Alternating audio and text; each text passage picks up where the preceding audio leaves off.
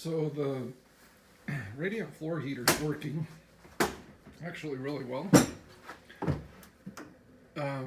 This is nice and warm to the touch. I want to say that feels like about, on the outside, it feels like it's about 80 degrees,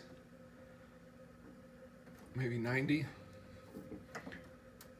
That's just barely warm. That might be closer to 80. The only thing is that inverter fan turns on all the time. It's just really annoying. So what we're trying to do is work on phase B of this, which I did kind of a crazy thing. I actually got one of here's the electric cables that were back on the back of the shipping container when I got it. So I got one of them, and this is my 36 volt battery, 36 volt solar panels that we have set up last time.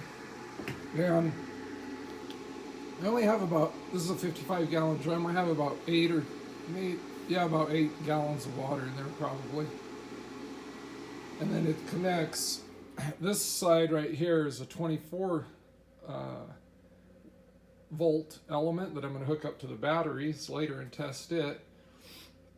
But this is a 36 volt element, and that swirls through all that and then goes over here, and I have it connected to this little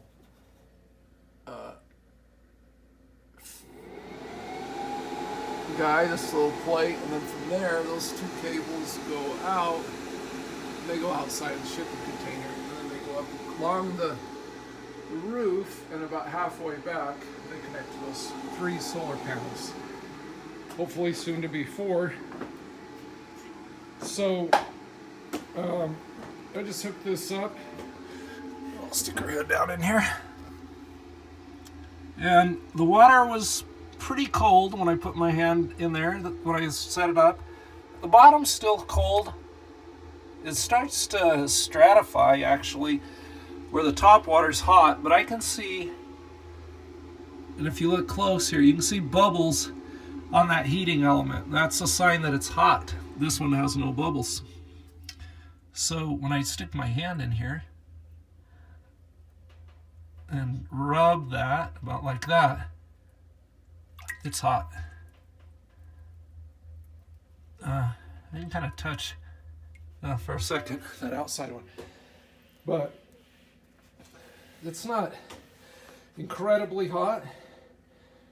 I need to adjust probably the angle on the panels. I need to hook another panel up, and I also need to give it a little bit of time.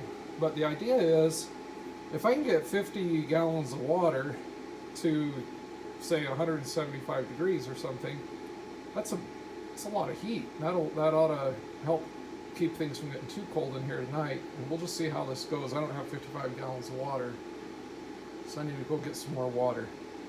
And the idea is that I can charge it during the day from this and hook it up to the solar panels. And then I can also, during the day, I want to get this, so this is the diversion load for my